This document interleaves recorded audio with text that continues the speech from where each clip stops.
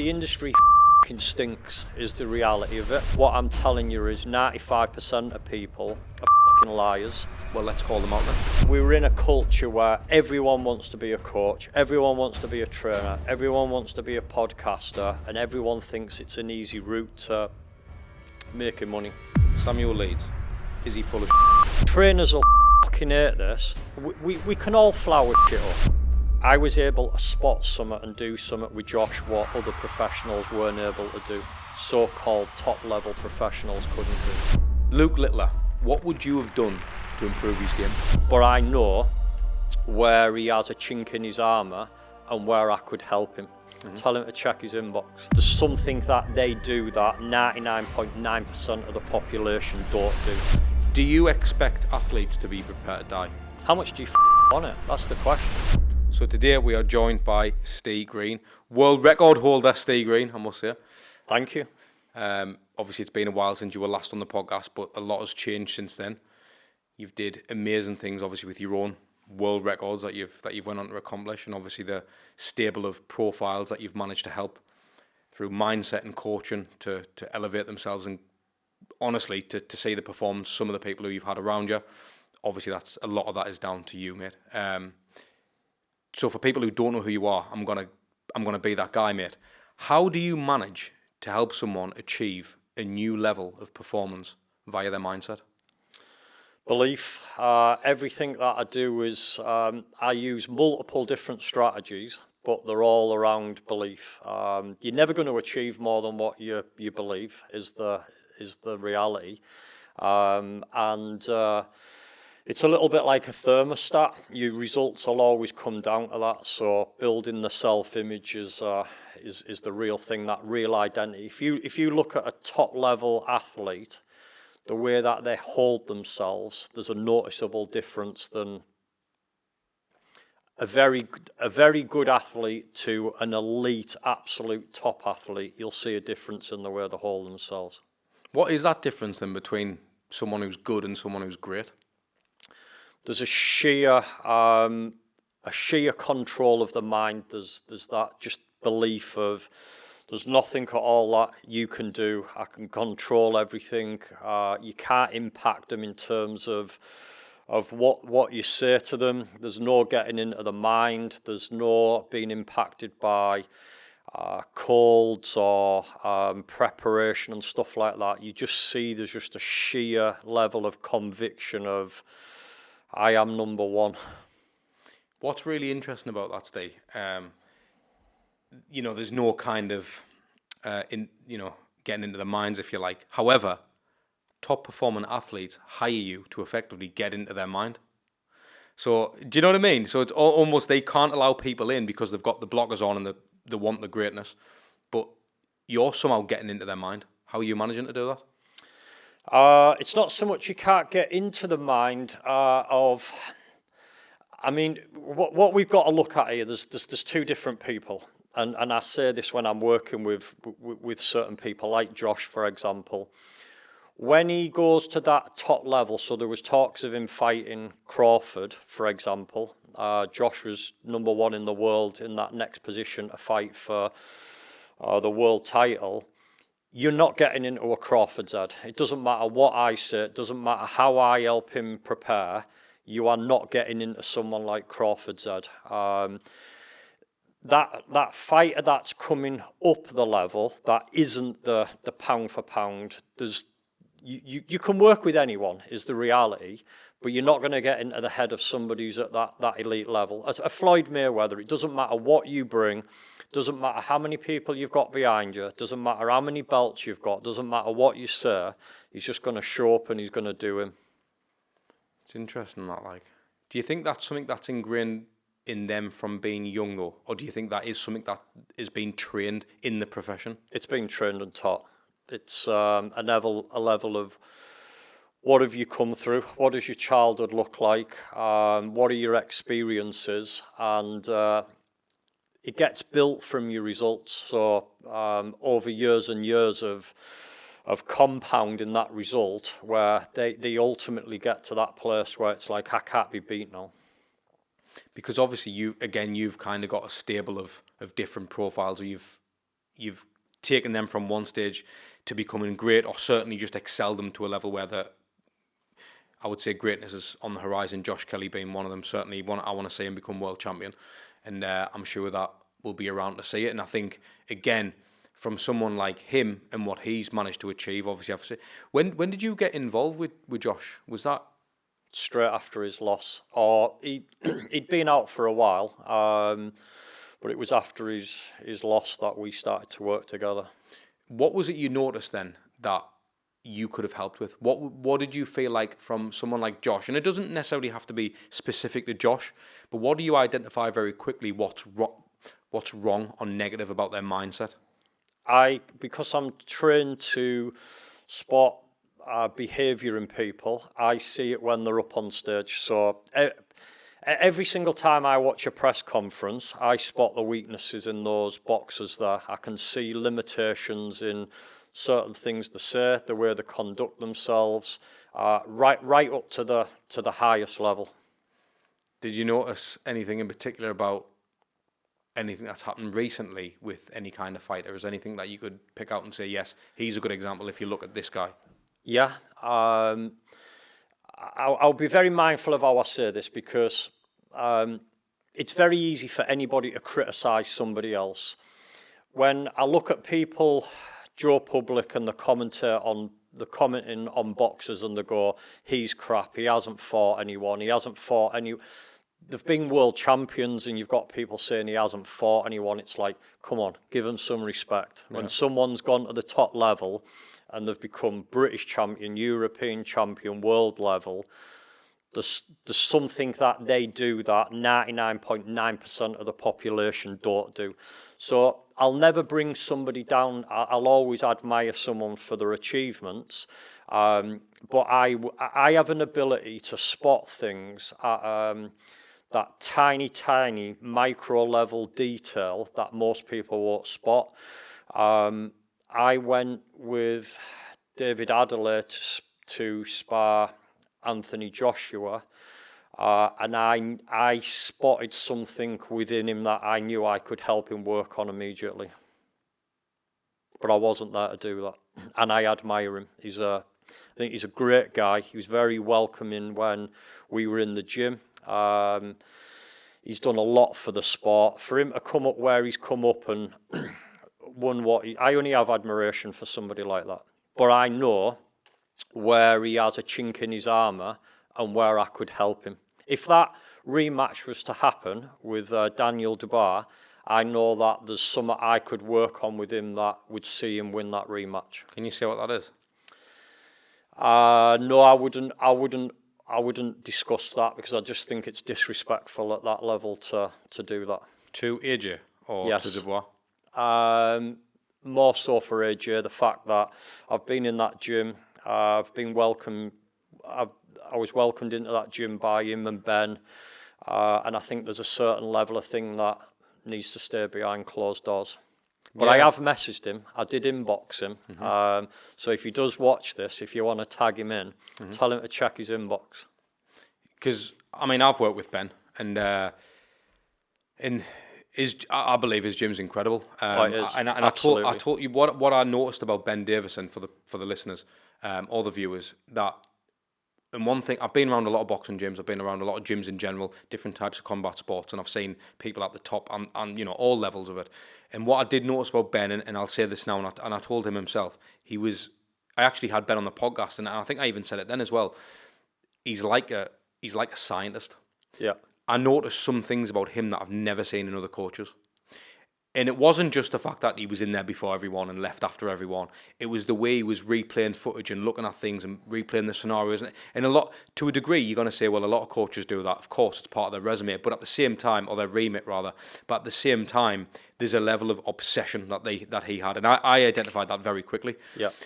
Do you find that for someone to be truly great or to perform at the top level, they've got to have that obsession in them? You alright, people? Hope you're enjoying the episode so far. Here's a random one for you. Most of you who are actually watching this episode don't actually subscribe to it, so just do us a favour, will you? Can you click the like button, hit the notification bell so you don't miss another episode, hit subscribe, all that good stuff, because we go up and down the country to try and bring you the best show possible. We're not messing around here, so please just show some love, will you? Yeah, They just naturally have it. It's usually that obsession that takes them to the level that they're operating at, and I agree. I seen that winning mentality in that gym. I see a down to earth guy who passionate about what he does, and he's got a real feeling of.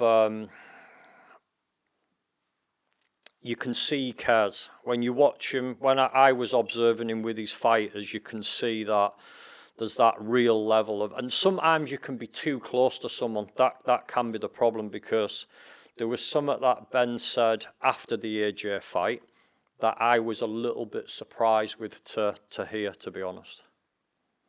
Oh, It was more on the... He put it down and just said it was just one of those nights. You don't just have one of those nights. Every single result, it's cause and effect. There's certain beliefs, thoughts, emotions, decisions, and actions that create a result. Something doesn't just happen. You don't just have one of those nights. There's a very set of specific things that control just having one of those nights. Could I argue and say, is ability not just one of those things? Yeah, absolutely. Could it be a case that AJ just wasn't good enough on the night? He is good enough, though. We know that. You've watched him with Klitschko. That AJ, where Ben's own words of why was he throwing that shot? Again, because all action comes off the back of either emotion or logic, and it was evident that there was too much emotion there. He wasn't calm enough, and some of the things that I spotted prior to that showed up in the fight. Because I agree totally. I'm playing devil's advocate. I know how good that man is, and I think he should have won the fight. But when I watched the fight and he lost the fight, I knew he should have lost the fight. Do you know what I mean? By the actions and the things that played out. And it was almost like not seeing AJ do what I know and love him to do. So to watch that fight, and you know, it's almost like because one party has a bit of an interest in being around that gym and understanding how they operate and stuff. And then the other side is, why aren't you basically doing what the coach has told you? And that's what you could always question, but that kind of has to fall into the ability as well, because if I'm a coachable athlete and I'm not saying not listening to the coach, but not doing everything to the book, how can I expect that result? But surely you know that when you're coaching someone. Do you find that people still get results when they don't listen to you? Yeah, of course they do. They can still get results. I have a strength and a weakness where if you ask me, I mean, somebody would probably put a label to it. If you ask me to do certain things, I struggle with what some people would deem a very basic thing. But I have an ability to spot things, and I knew this from being a kid. I knew adults didn't see what I seen when I was 7 years old. And I know that call it a gift, whatever it is, or the polarity of the weakness I have, I see things that I know people don't see, and it's around that detail, and I do have an obsession for that detail too. Can you give us an example of something that you witnessed as a 7-year-old that you think most adults wouldn't recognise? The first time was when I realised that an adult was lying, and looking at my dad and the other people there and thinking, you don't know that person's lying. And I was probably about 7 years old. And there was an element of confusion of why have you not spotted that? I've been able to do that from a very, very young age. Do you find that athletes lie to themselves? Yes, some consciously and some unconsciously. I want to ask you, Steve, when you're around the athletes, obviously I've been in your presence a number of times, being part of Josh's team with yourself, and without revealing your secrets, because that's obviously information that no one needs to know, although everyone's going to want to know it, what are the types of things that effectively you're employed to do? Performance. That's the one thing I think I do better than any coach on planet Earth. When you say that, what do you mean exactly? So when you say performance, what types of things? Is it NLP? Is it like what types of things is it? So I use a multitude of different strategies. It's just about getting the highest performance out of somebody. How can you rinse the most out of someone in terms of their potential? So potential comes off your skills and knowledge. So somebody's limited by the knowledge and the skills that they have. So performance equals potential minus psychology.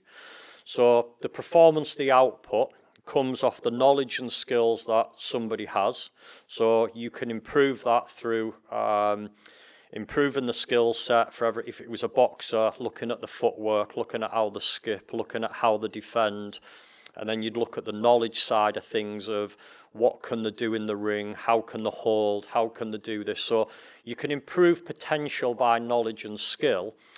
The biggest part on certainly with athletes, it's the psychology that takes away from the potential. So I'll give you an example.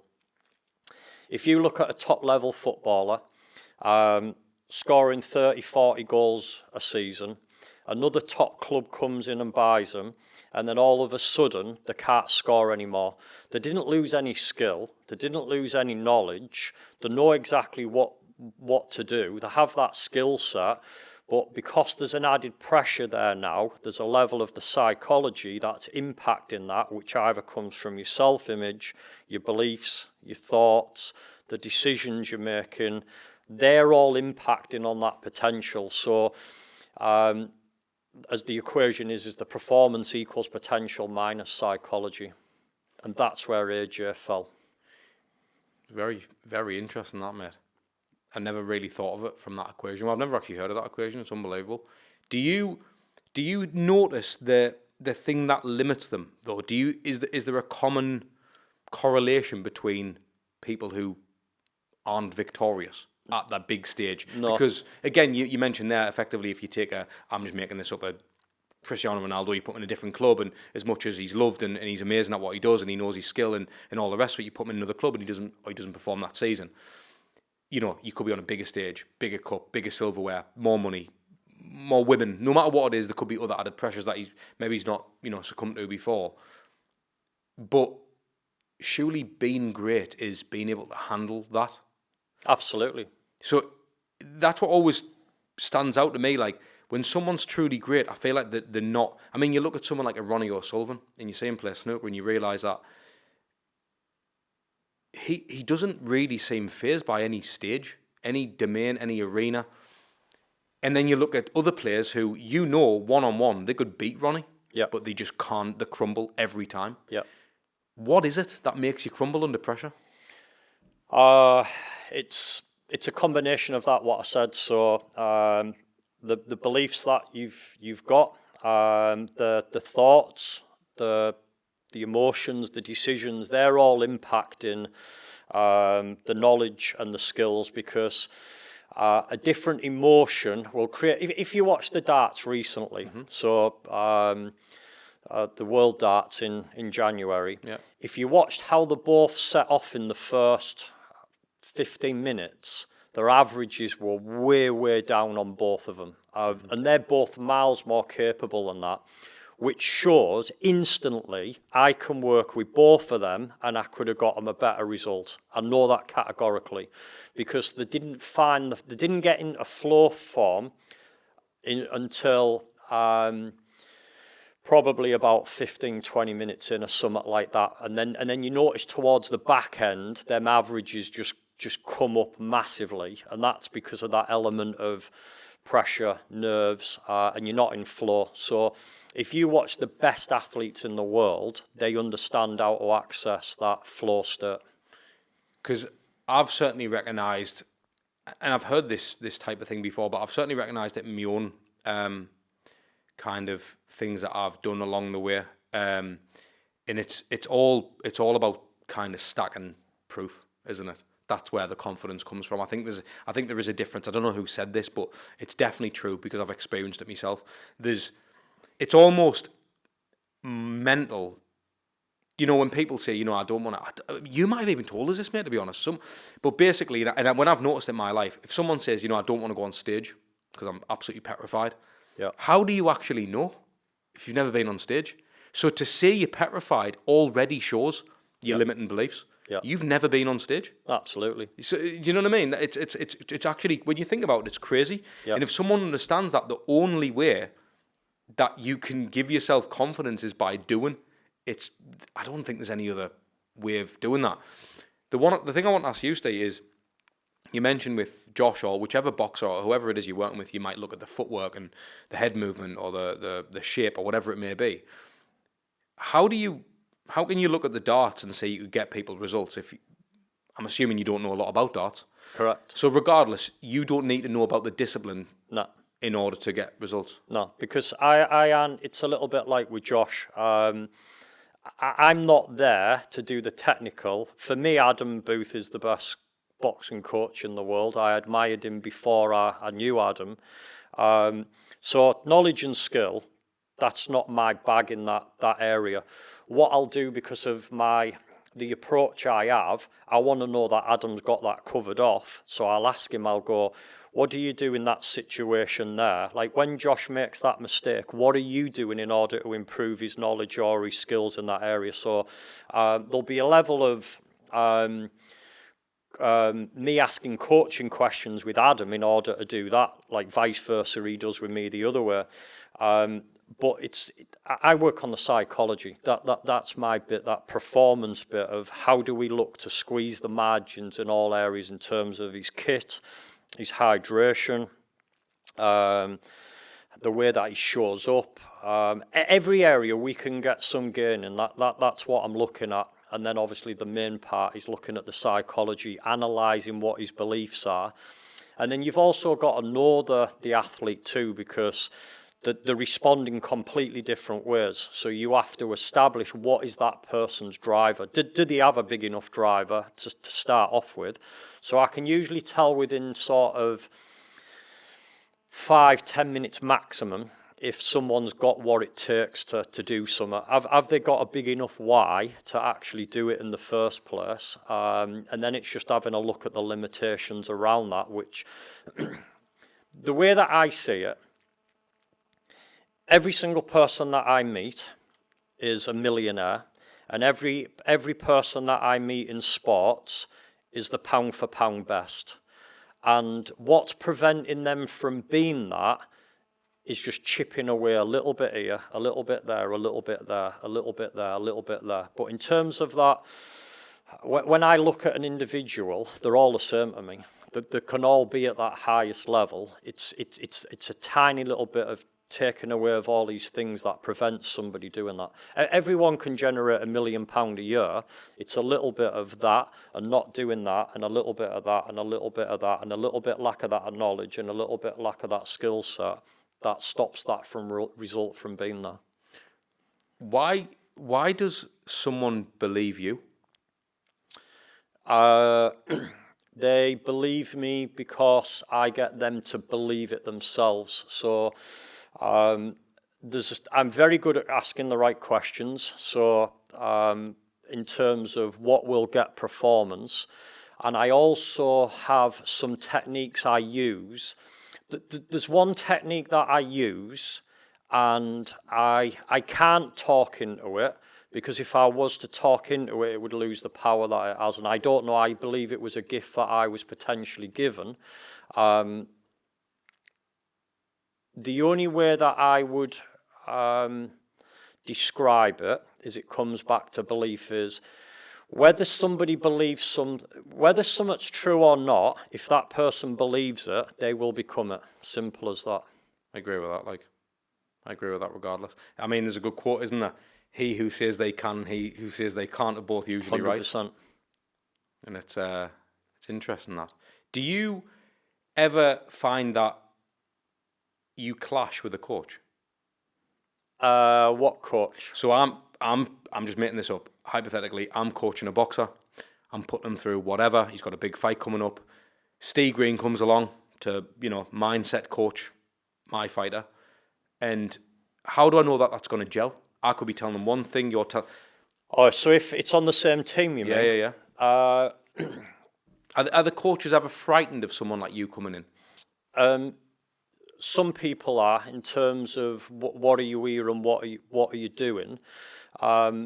Adam isn't, because Adam, again, he uses confidence. He knows his own ability, and he's very open-minded in terms of, is there something to learn here? Is there another string to the bow? Is there something else additional that can be done here? He's strong enough to make a decision when he wants to.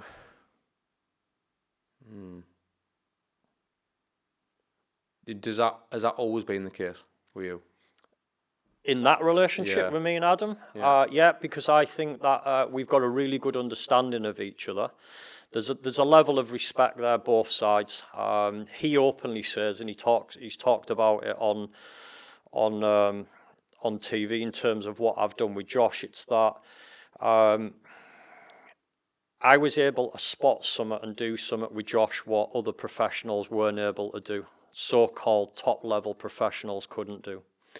I know, obviously, you're, ex-military, and and I could be wrong, but I want to know this. The impression I get from someone like yourself is, just do the fucking work. You're capable. Just get on with it. Yeah. Because that's how I see you as an individual. Yeah. You know what I mean? Whether it's driving the nice cars or building the businesses or doing the property thing or whatever you're doing, it's very much. I saw a post that you did, and I think, if I can try and get the picture on screen, I will.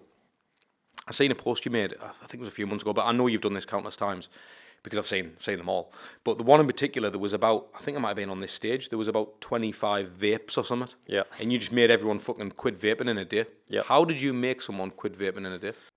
If you don't know by now, I run a business called The Content PT.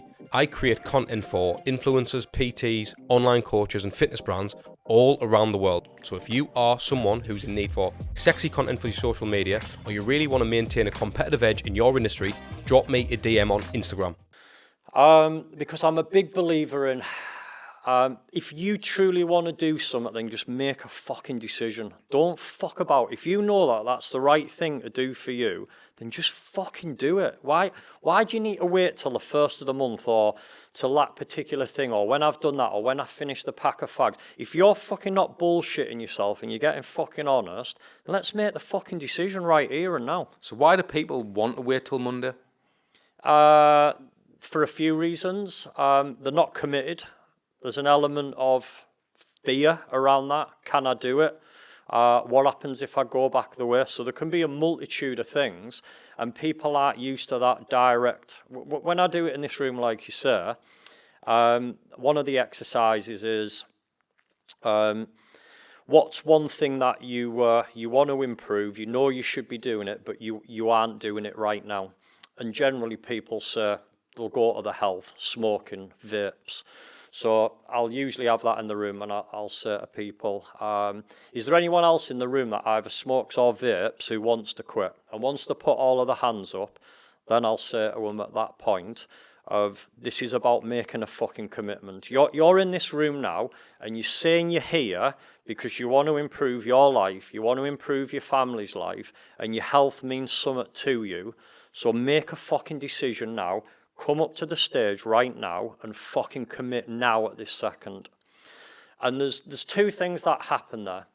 There's one, sometimes just people just need that push. And two, they get caught up in the emotional hype as well of other people in the room and that peer pressure around the room. Once one or two of them have moved and people start to clap, they're caught in that fucking hype, and before they know it, it's like, fuck, I'm already doing this. A small percentage will go back the other way, but most of them actually quit. Most people say to me 2-3 years on, and they go, I've never smoked since that day in that room. Like, you taught me, just fucking make a decision. You know what's crazy about that? And this is, with respect, there's nothing profound about No, it's not. That's what's crazy about that. Like, because I'm from that ilk. Like, I just won't bend. If I'm dieting, I'll diet. If I'm doing something, I'm doing. I'm not. There's no give, and that can be a fucking pain in the arse to live with. Yeah. Because when I get something in my head, that's it. And it's almost like, so again, mad statistic about the podcast. I said I'm going to do 100 episodes. That's what I said I was going to do. We're on 103. today, 104 today. And out of all podcasts in the world, only 10% get past episode 3, not episode 5, and only 5% make it to episode 10. It's fucking mind-blowing. Most people are quitters. Most people just quit everything altogether. So what I want to ask you off the bat of that, what are you not doing? Because you can't be the complete human. No, absolutely not. And one thing one of the exercises I do, the Wheel of Life, is when you improve one area of your life, the likelihood is that you're negatively you're negatively impacting another area. So if for example, you think, right, I need to improve. Your missus has come home and she's went, right, I'm sick of this, I'm sick of that. If this doesn't change, and you're like, fuck, I need to change my relationship.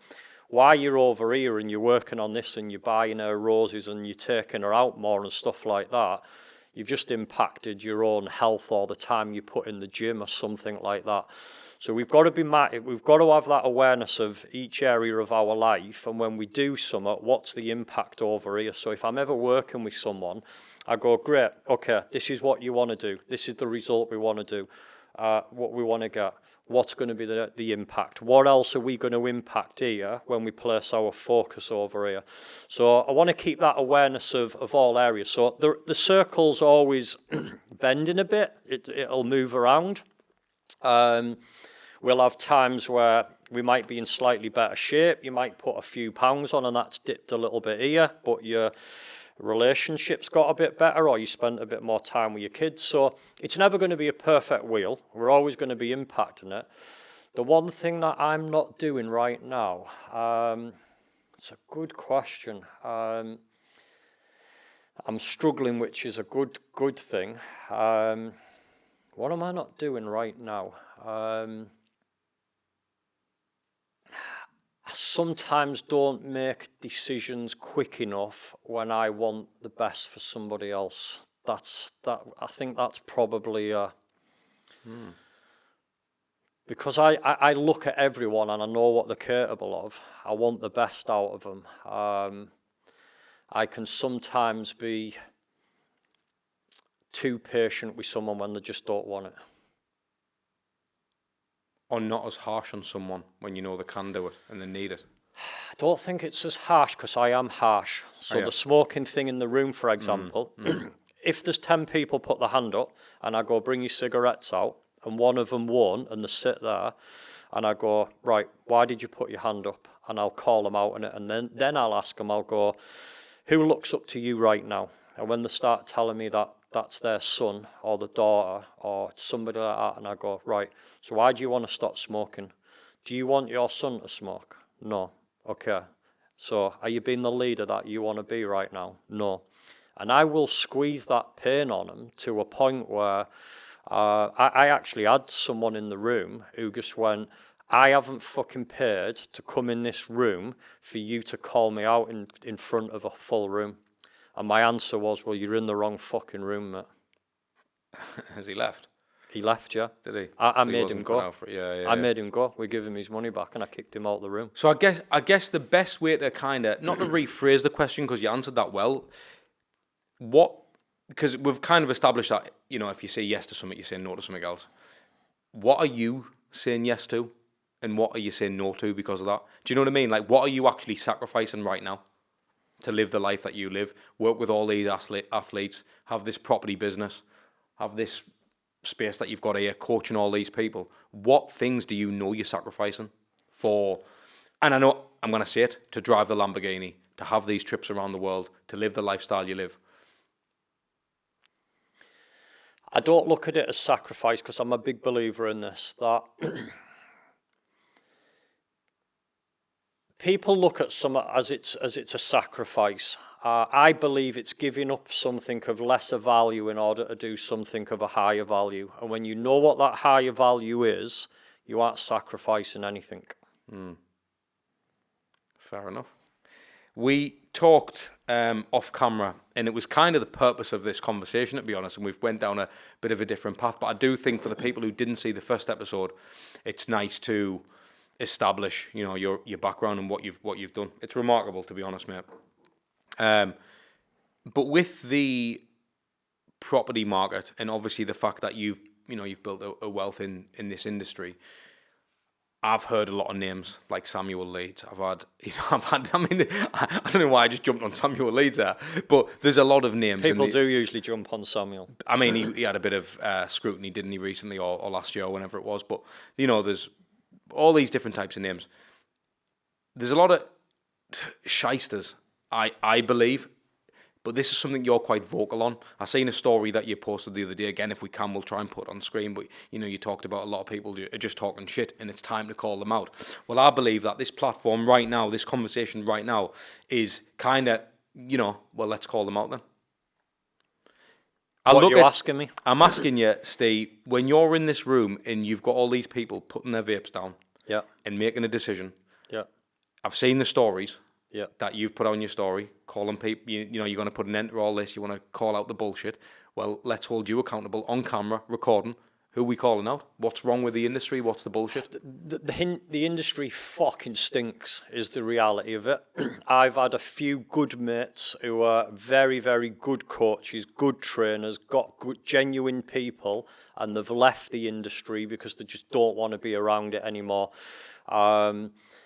We're in a culture where everyone wants to be a coach, everyone wants to be a trainer, everyone wants to be a podcaster, and everyone thinks it's an easy route to making money.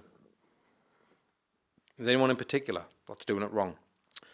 Fucking most people. Most people are full of shit. Being a bit too vague here. Who's full of shit in particular? Okay, I'll tell you what I'll say to you, right? I don't normally talk about this stuff, so normally I just stay in my own lane. I'm a big believer. One of the things I teach is staying in your own lane. So there's an element of, okay, why fucking it's a bit hypocritical because you're not staying in your own lane. It's got to a point that the lies are that bad. I look left and right now and I just think, fucking hell, there's like genuine people come to me who reach out and say, I wish I'd found you a year ago because I fucking spent 10 grand doing this training and it was online training, didn't really get any support. The industry's fucked and something needs to be done about it. I will tell you where to look, and what I'm telling you is 95% of people are fucking liars. So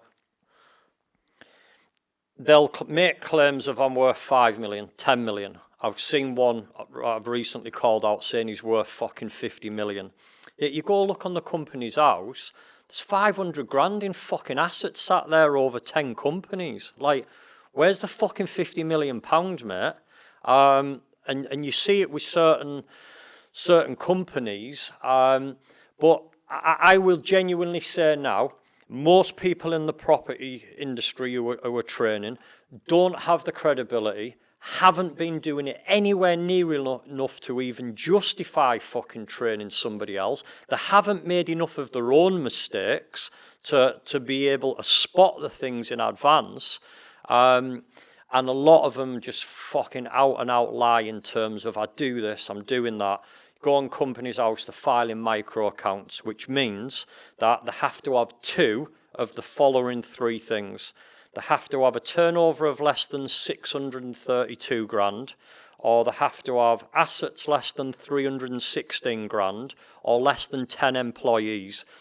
If you're fucking training someone, you should be over all 3 of them. Otherwise, what the fuck do you know in business if you haven't got 10 employees? What the fuck do you know in business if you've only got 300 grand's worth of assets? What the fuck do you know in business if you're only turning over 632 grand a year? You should be destroying all of those things. So anyone listening to this, and trainers will fucking hate this, go on company's house, go on people, check out their name, click on the name, it'll bring up their accounts. Have a look, are they filing micro accounts? Is the compulsory strike-offs sat there? Is the winding up petition sat there? Have a look at how many assets are sat on the balance sheet. So if you pick up the balance sheet, if they're filing full accounts, not micro accounts, you'll be able to look at the assets and you can't fucking lie from that. You can't hide that. Look at the shareholders' funds. Are they in the positive? Are they in the negative? And I've seen this with someone that both me and you know recently, where a financial advisor and an accountant, both fucking full of shit, and I've had to help fucking unpick him out of that situation, because claiming that they're worth millions, they've got all of these things around them, these big team, and then you go on company's house, number of employees including directors, 2. So it's fucking you and one other, mate. So do you think it's an ego thing that they do it for, or do you think it's just so they can sell a service? They sell a service. I think that we're in these times. I don't know why it is. It's not just in the property industry. I just think people are fucking full of shit in general. But in the property industry world, people see it as an easy way to make money, and they don't care. The values of integrity, doing the right thing, it's almost like if I tell you I'm this person and you give me enough money, there's fucking coaches that actually teach you how to do this. Yeah. So there's coaches saying, I'll show you how you can get enough money by telling this story, and then you use the money from the story and then you stick that into assets. And that's what a lot of them try to do. I want to stop them before they can physically get to that point. See, the problem with this is, I know what you mean about the employees and people who haven't done X, Y, and Z. What I will, and again, fraudsters need to be shot with shit. And it's good to be talking about these people, because again, there could be someone's mother who's got a last 10 grand and she thinks buying that property for £1, exchanging contracts for £1, or could make her a millionaire, and she doesn't understand that she's about to get fucked over. Yeah. Very important to talk about that. So that's great. However, what I will say is, even from my experience, I've had multiple calls with different mentors and stuff, and who've got different businesses, And the point that someone made to me, and I love this analogy, right? So, I mean, you could call, this is a conversation itself, but he said to me, he said, when you're selling something, a training, you don't need to be a 10 out of 10. He said, if you're a 1, just sell the zeros. And it made us think, there is an element of truth in that. Like, do I, for instance, I've got property, right? I've got into it, and I've had my own house, and so I can understand how it all works. However, I'm not on your level, but there's gonna be a level of, I could teach someone how to get on the property ladder. I could. However, I can't ever teach them to become a millionaire, because I'm not one. So there's a level of, where does it end? And do you get what I'm saying? So yes, you may not have 10 employees, but you might have 2. But to say that that's not success, I would say, is subjective. It comes down to 2 things. It comes down to a level of your personal standards, and it comes down to a level of wisdom and not knowledge. That's the big thing. We can all have knowledge. They can watch me teach on here for 3 days and go, that's how you get a mortgage. Oh, that's an interest rate. Oh, that's how you get a buy-to-let. Oh, that's a variable rate. And they could go and regurgitate that, and they could go teach someone else. There's a big difference between wisdom and knowledge. So knowledge is knowing a tomato is a fruit. Wisdom is not putting it in a fruit bowl and fucking mixing it with apples and oranges and fucking eating it. Mm-hmm. There's a difference of, it is a difference of knowing something and the wisdom of what you should be doing. I can see things that they can't see. So, like I said, I could teach you in the next 2 hours a load of stuff that you could go teach other people, which most of them do. But you won't have the wisdom and the ability to look and go, that action there is going to create you a problem 6 months down the line. You won't have the knowledge, you won't have that wisdom, that experience to look at the margins, looking at the break-even points, looking at what those kind of relationships will do over here, because you just don't have that unless you've got experience. So there's a massive fucking difference of experience and the wisdom and knowledge. What's great about that, Ste, is so I've a mate of mine, Daryl, he's been on the podcast, and he's an investor in my area, and he said there's lads who have effectively, they haven't knocked the nail in, and they're selling X, Y, and Z, and Yep. that's the problem. And you're right. I think you've almost got to fucking fail to know. Do you know what I mean? You've almost got to not complete the world record to get the world record eventually. You've got to know what it's like to take yourself into them trenches to be able to actually overcome that. So it's all good and well selling your success, but if you've never actually seen the pitfalls of what it's like and how to endure that and go through them times, because, I mean, we've just been talking about it, like when you say yes to something, you say no to something else. You know, you could be trying to build this business, but you don't realise that you might go through a fucking divorce. Are you prepared for that? Yeah. And that's where, you know, there's got to be that balance. So when someone is working with yourself, are you encompassing all of that, or is it specifically about property? Or is it about, actually, this is how you deal with life around this as well? The foundation of everything I do is mindset first. It has to be, because it's the driver of all results. So to just give the saying of a bit of knowledge is dangerous is a fucking very true saying. You give someone just the knowledge and they haven't had that belief shift or the ability to deal with stress, the ability to deal with overwhelm, then you almost set them up for fail. It's actually worse off having that a little bit of knowledge can be dangerous. I work massively on the individual, build the individual, work on the individual's mindset, change those things. The knowledge part is actually the easy bit, funnily enough.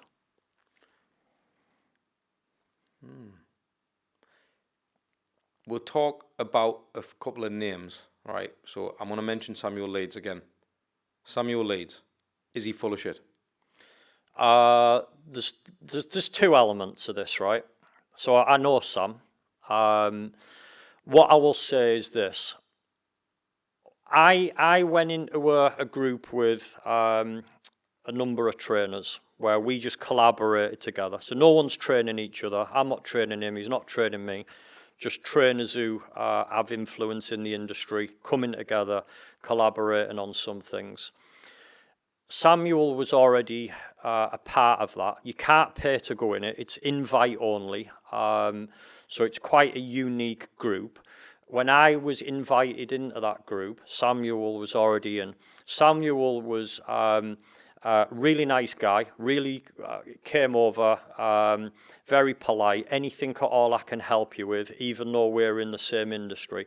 So I will always take people on face value. And I think that's a good characteristic.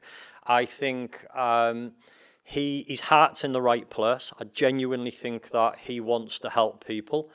I think he's teaching the wrong thing, if you were to ask me honestly. Samuel, as a property trainer, did a little bit of that element of... I watched Samuel. The first time I come across him was on a TV programme. He had £1 million portfolio.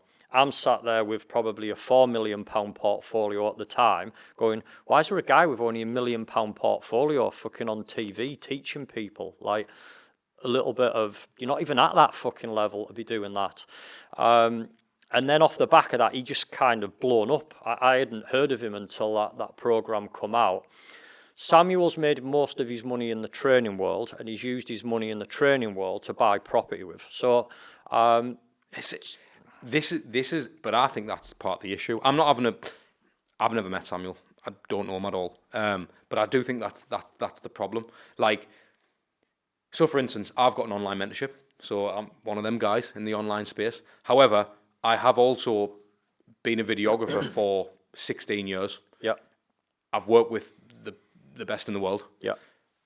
And I've done things in the video space that a lot of people who were fresh out of uni would kill to work with. Yeah. Or the brands, you know, certainly work with. Now, what I can't do is guarantee that you're going to make the money I have or be successful or not, whatever. However, I know what you can do, but couple that with working fucking hard and you could do 50x what I've done. Yeah. There's no telling. However, the problem is if a 19-year-old was to start looking at what I've done and then to teach that to other people, there's a good chance they would get people buying in. Yeah. Because ultimately, it's not hard to bite information. Yeah. So and this is the problem. So if Samuel's teaching people to get into property, but the only reason he's building a wealth of property is because of the people who subscribing to him, it's almost back to front. Yeah, absolutely. It's wrong. So what From that respect. So is what Samuel Leeds is doing wrong? From that respect, absolutely. Is he knowledgeable in certain things? Yes. His strategies are weak. As somebody who's established, I'm like you. So in terms of when did I become a coach in property? 8 years ago. I was a tradesman at 17 years old. I'm 47 now. That's where my background started, as a plumber, as a roofer, qualified joiner, qualified electrician, section commander in the army, running major projects in Kenya, Iraq, Falklands, had the largest construction company in my own area.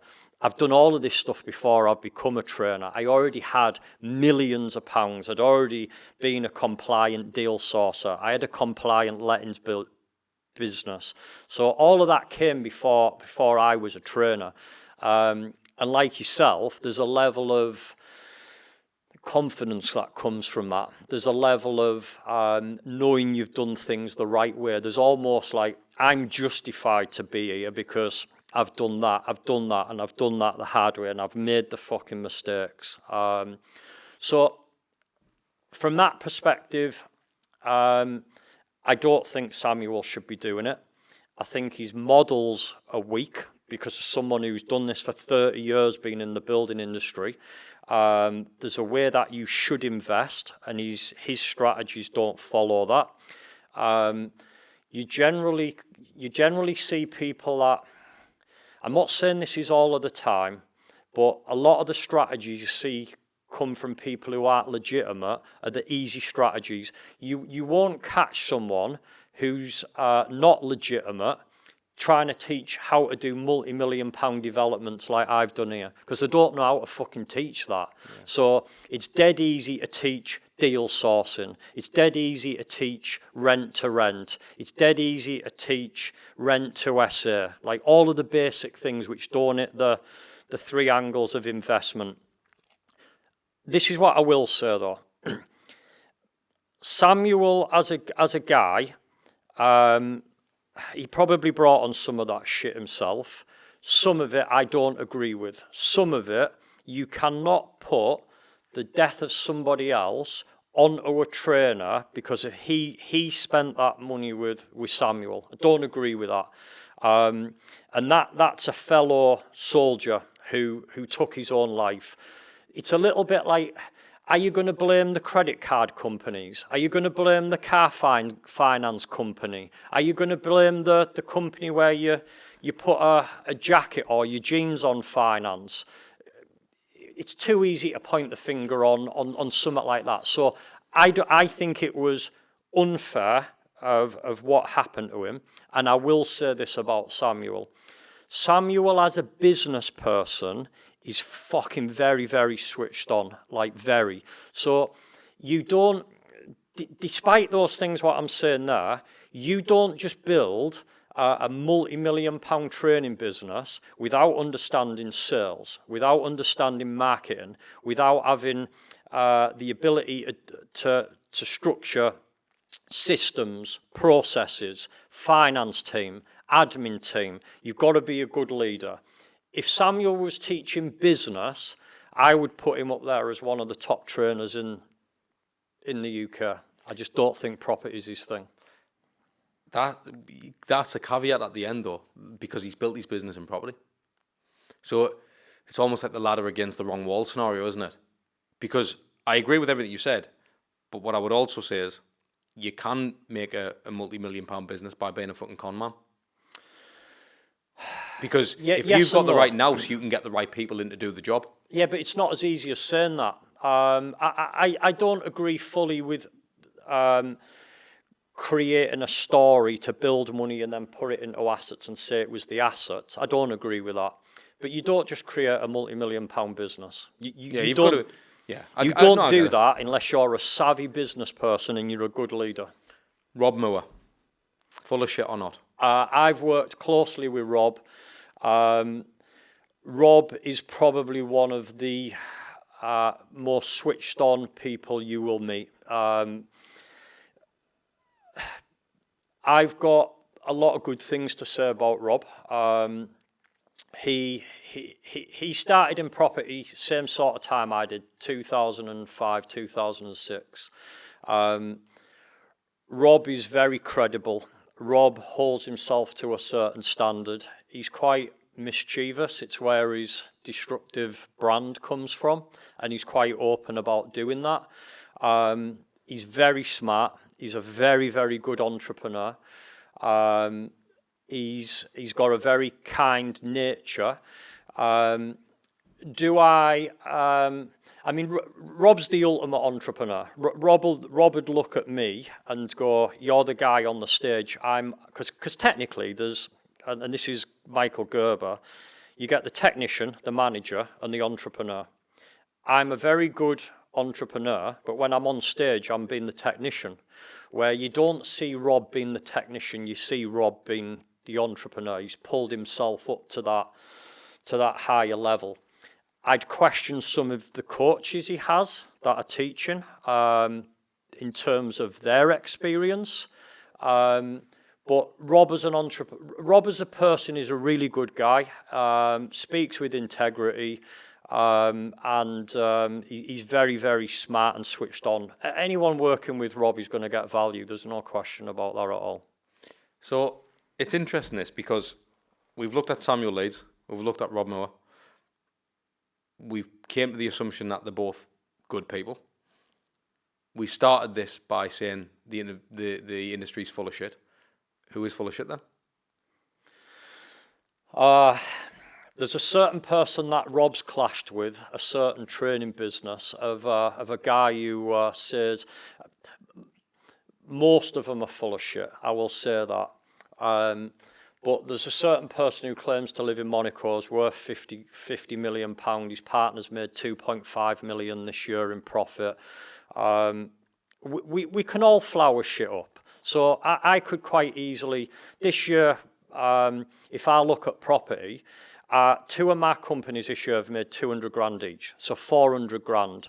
Now, what you see a lot of them do is they'll do a multiplier of the EBITDA number and go, right, I'm worth that number. So I could quite easily go, I'm worth 20 times that number if I wanted to be extreme, and go, right, well, it's there's 8 million quid straight away just off those two. I just don't work like that. No, it's just a load of shite. Be honest with people. What's your fucking net value? People want to know the truth. Let us up nicely, Steve. What's your net value? It's probably about 2.5 mil. So there's from property. So if I was to pay the banks back what I owe, there's probably somewhere in the region of 2.5 mil. See, now there's a lot of people out there who might see that as not a lot. Probably. However, I think it's fucking impressive. You're a lad from the northeast like me, and it's unbelievable. I fucking love that, mate. I think it's, and you seem, as much as I know you seem legit, and you're not gonna beat round, you know. And I think it's humble to say that as well, because I think there's a lot of people out there that might be worth that net, but put a lot more on just for the vanity metric, if you like. Yeah, I mean, if I was to sell my businesses, genuinely, a modest multiplier of 6, that there's a fair argument to say I'm worth 20 mil. Yeah, I get that. With what I do from my businesses, the profit, things that I have, like personal things within my own savings, what I have in the bank, what I have in shares, the clothing brand. I've got £1 million worth of assets in the clothing brand. I don't include those things. Yeah. And I think when you get to a level of business and changing lives, mate, I don't think that's the focus as such, because ultimately it's not. I guess you've still got your own financial forecast, your own metrics and things that you want to achieve, but ultimately the business that you're in it's serving other people more so, isn't it? And that's the issue. And again, I hope I haven't come across like I don't like these other guys, but when I look at these people, a lot of these sound to me like they're just talking a lot of shit. And I'm the same as you when I sense it, but because I'm not in it, I literally don't know. Like, would I sign up to a Samuel Leeds course? Yes. Yeah, I would. Even after what you've said, because he's still a good bit, as you say, if he's a good businessman, I'm not only there to pick up property. I want to sponge the fuck out of everything he teaches. Yeah. So if that's how to market myself, how to handle, a situation in a room, whatever it may be, it's marketing. Yeah. You could look at fucking politicians. Yeah. Amazing marketeers might be full of shit, but they know how to market themselves, and ultimately Absolutely. they've got a profile. Yeah. Without profile, personal brand, it's very hard to grow. Yeah. Hence why we do podcasts and all these things, which help build that and facilitate that bigger engine, if you like. You mentioned earlier about watching the dart, and it's never left me mind since you said it. Luke Littler. Yeah. What would you have done to improve his game? Getting him in flow state straight from the off. So making sure he's in that peak performance state, and he knows that. He understands what that state looks like and how to access it. Because he doesn't right now. He does, but it takes him time to find that. So it shows me that there's room for improvement, because he could have hit those higher averages off the start. Where does it end? Because anybody could perform better. So what ultimately are you trying to achieve? Because he's world champion, he won. He's is he 17? I think 17-year-old. Amazing. He's probably got, 30 years in the game, 40 years in the game. Can you imagine? Yeah. What would you have achieved by getting him a higher average? Just makes him harder to beat. Just the psychology. But he didn't get a bit like that. He did what he needed. He did, and there was an element where he started to let his opponent back in the game a little bit. Sometimes that can be enough. You can watch somebody crumble when they've got a great lead and someone starts to come back and they're clawing it back. Now that person is taken out of their flow state, and it can impact their game.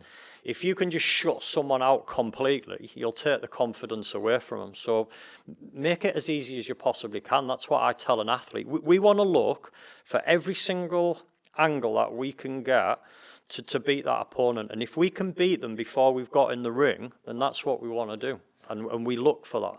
So do you think is there ever a point when someone is, like, you're happy with someone?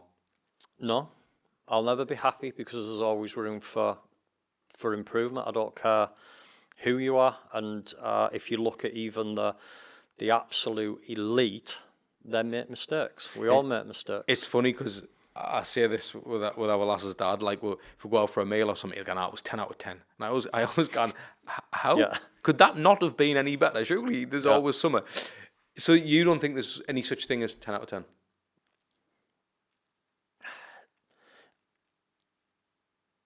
It depends on how you look at it. If I'm to prefer, if you ask me a grade of Floyd Mayweather, I'm going to tell you he's a 10 out of 10. Is there room for improvement? Yeah. You might go, well, I don't understand the logic behind that. In terms of the benchmark of what someone's achieved, I actually posted on this recently, where he's got like his 20-odd belts all laid out on a table. And I said, if there was ever a picture of consistency, that's it. How can you knock someone like a Floyd Mayweather? He's 10 out of 10. He's pound for pound. He's elite. You can only admire someone I can only give someone like that a 10 out of 10. But I guarantee if you ask Floyd Mayweather how he felt about getting caught when he fought Mosley, and he got caught flush, and for the first time he almost went on his ass, was he thinking, fuck? And he stay switched on or something? Absolutely. So does even the best make mistakes? Of course they do. Do you ever personally deal with imposter syndrome? If you're ever working with, let's just say, for argument's sake, when you mentioned Mayweather there, if you were to get called into his corner and he was whatever, would you ever feel like, shit, like, he's fucking unbelievable, like, what can Ste do to this guy? Do you know what I mean? Yeah. I guess I understand where you're at and what you can do for people, but do you never feel that way? No. because I truly believe, and this is a bold statement. So 5 years ago, I made this statement when I didn't have any real justification for probably saying this, other than people I've trained in the military. I've helped people achieve some world records and stuff like that. I've obviously helped my partner break my own world record. That's why I know what you can take somebody in terms of the mindset. 5 years ago, I made a statement, because everything will follow belief. And this is not me just saying it and putting it out there, fake it till you make it, because I don't believe in that bullshit. I truly believe you give me an athlete against any coach in the world and I'll get a better result out of them in terms of the mindset and performance. 5 years ago, I made that quote, and I took a bit of shit for that. I always knew, given the opportunity, so Josh talks about needing me on the team and needing me to come into his life at that part and being a part of that.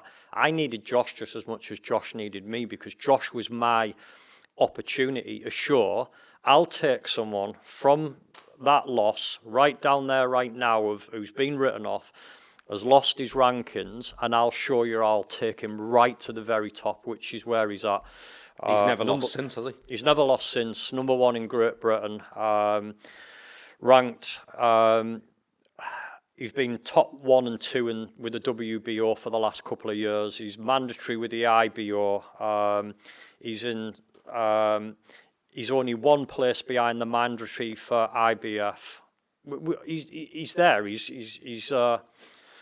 He's one hand away from being at the very top level, but I knew I could do that with him. I know I can do that with any athlete. The thing is, you've missed a big thing here.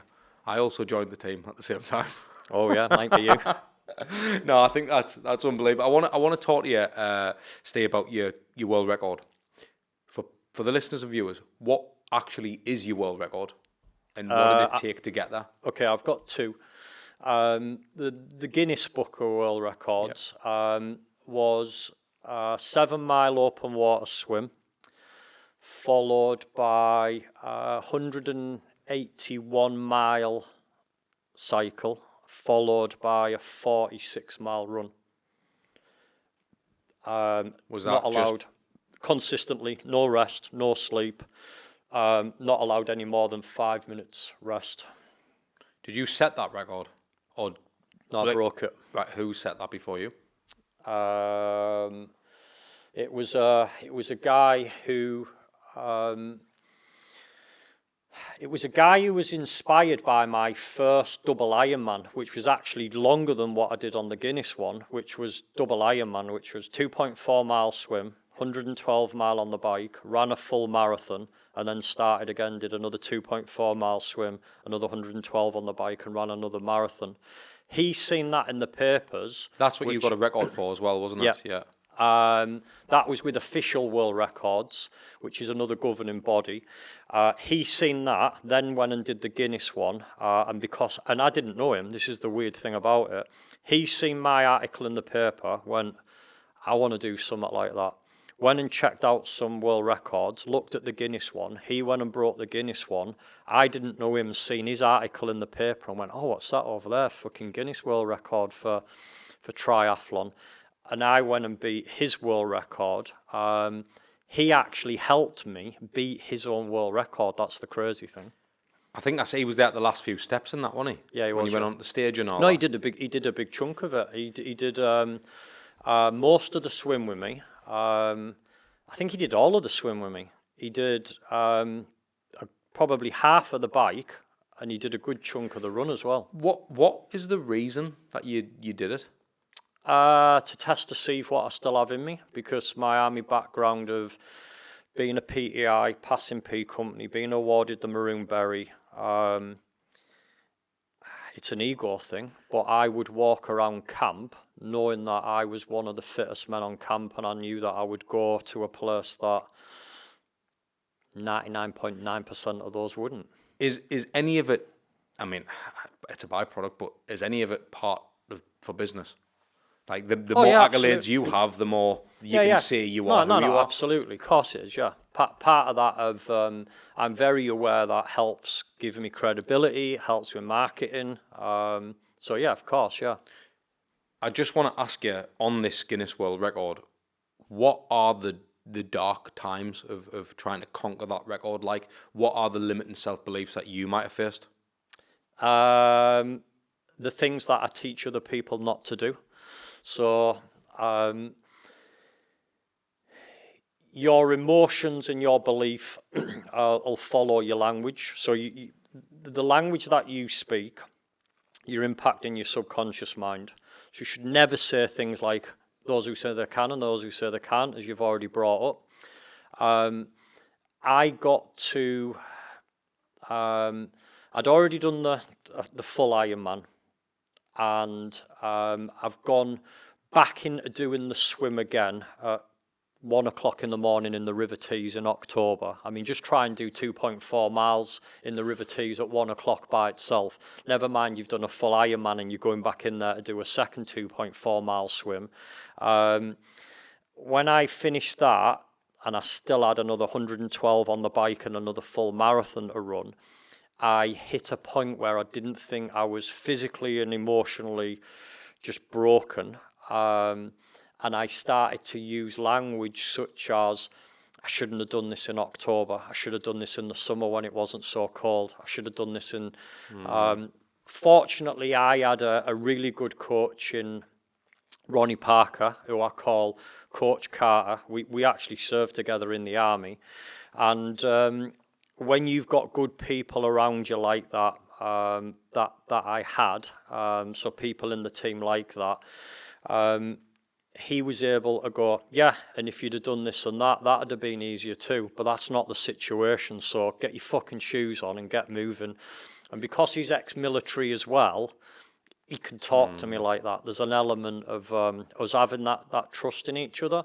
So I, at that point, when I didn't think I could do any more, I was in my bathroom and I looked in the mirror and I couldn't even get my shorts off to use the toilet because my legs had just seized up and everything. And I looked in the mirror, I caught my own reflection as I was coming out, and I just stopped for a minute, and the team were like, Steve, come on, we need to get you back outside.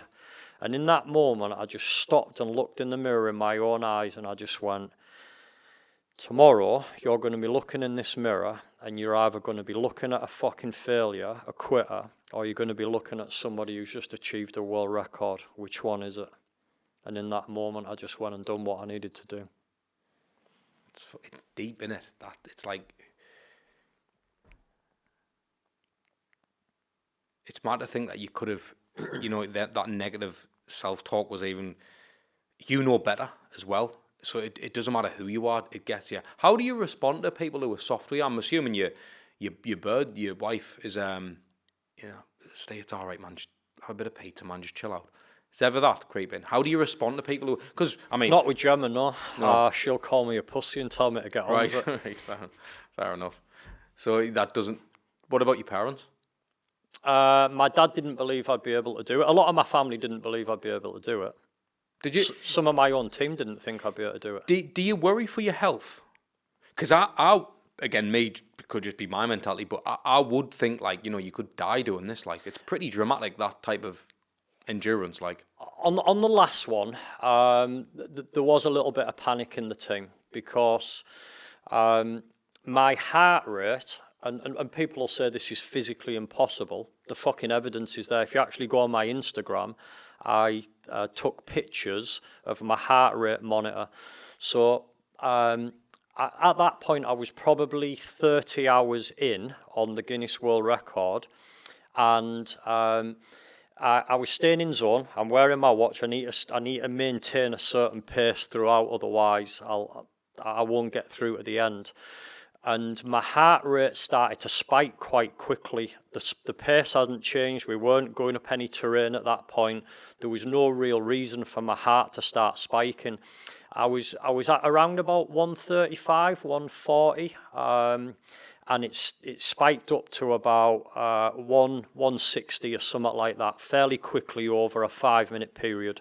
So I was monitoring it. I told my coach, and I went, heart rate spiked up. So he was like, it's unusual, just slow it down a bit. So we backed off the pace a bit.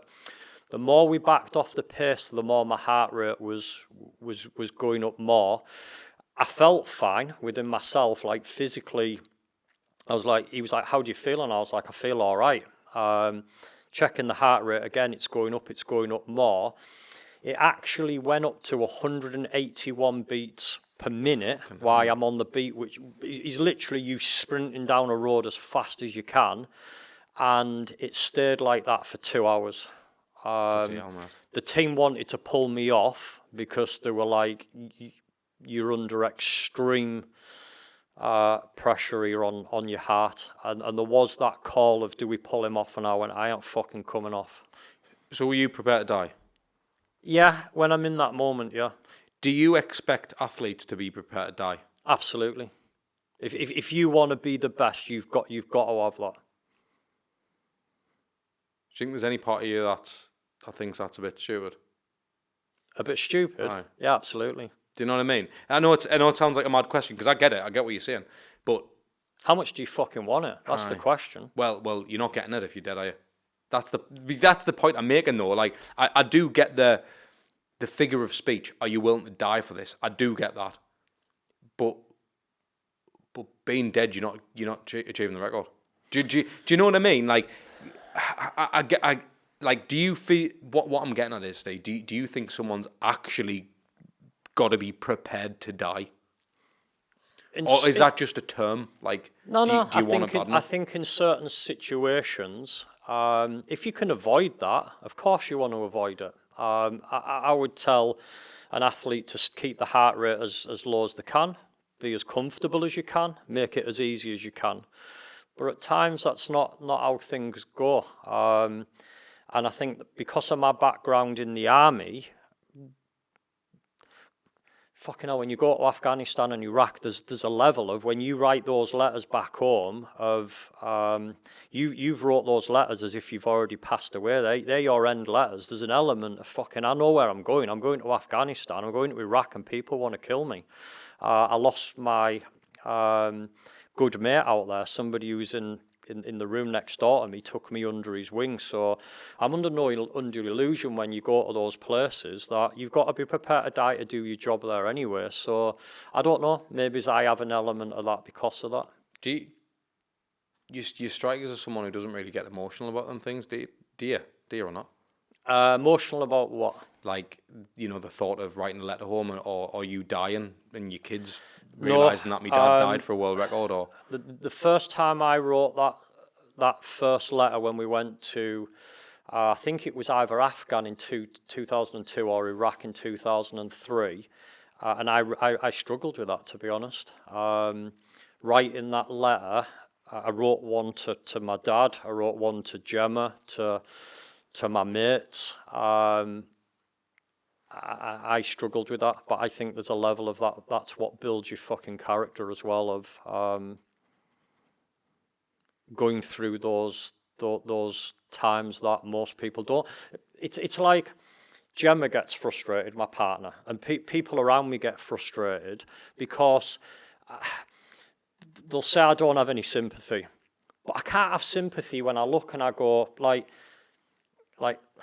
I've worked fucking 15 hours today, and I go, yeah, but you've worked 15 hours in your own fucking house. It wasn't 50 degrees. You weren't wearing body armor. No one was trying to fucking shoot you. You weren't running in fucking bunkers. Mm-hmm. Like, fucking sat in your own house. Oh, let's be realistic here. I get it.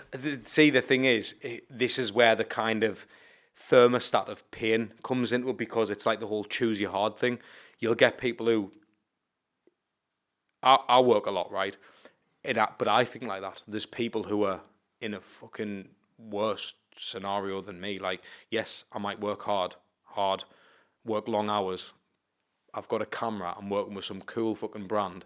Yeah. Oh, it's the dream. It's the actual.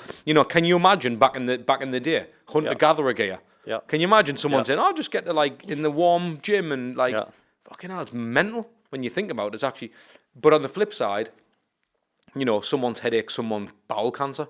Yeah. Where does it end? Do you know what I mean? So it's understanding how to compartmentalize that pain. 100%. Because you've conditioned yourself, that'll never leave you. No, regardless. and I lack some of that. I don't give myself sympathy, so I struggle to give that in other people, because it's like,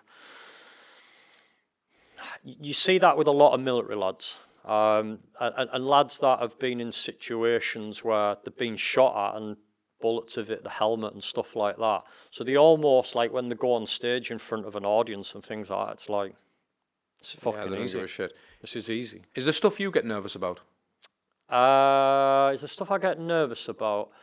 The last time I got nervous was, bizarrely, was speaking on a stage.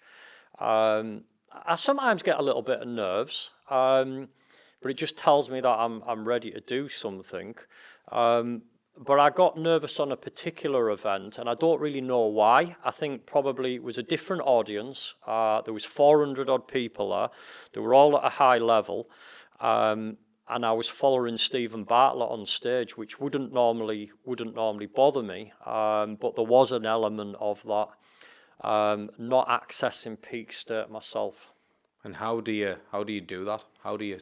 I think that's an element of sometimes, and this is what I say with, when you go to a place that you've got no experience for, your body's got nothing to Go off. It's got nothing to go off. So you're going to a new place. So whenever I'm working with an athlete and they're going up to that next level, to a British level title, or it's that higher level, or whatever it is, or someone's going from a county level up to trying to break a world record, there's a level of you've got no experience for that.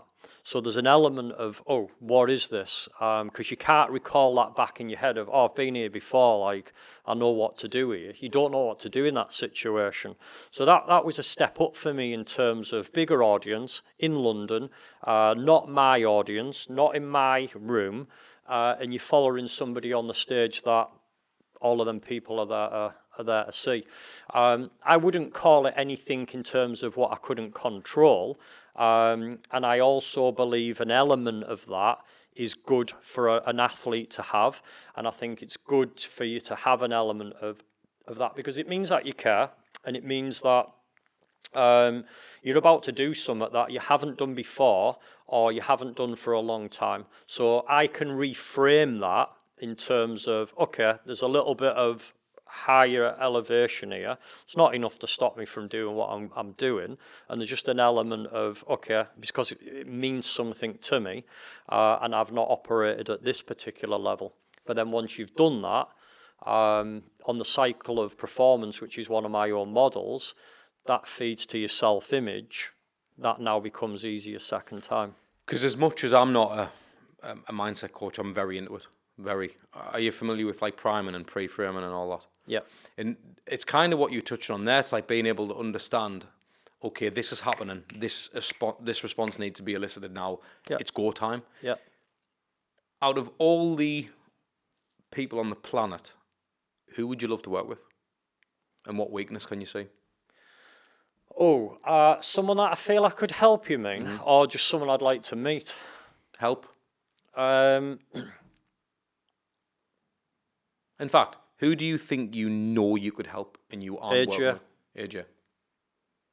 AJ could win a world title again. I know exactly what's missing. I'm sure we're going to see you around AJ. I have a feeling. And he's a great guy. Yeah. One thing I'll say is when I went in that gym, I take people on face value. He came over, sat with us, thanked us for coming to help with the sparring. He was interested. So people build this persona around AJ of this, he's this big guy, he's an arsehole, he's this and that.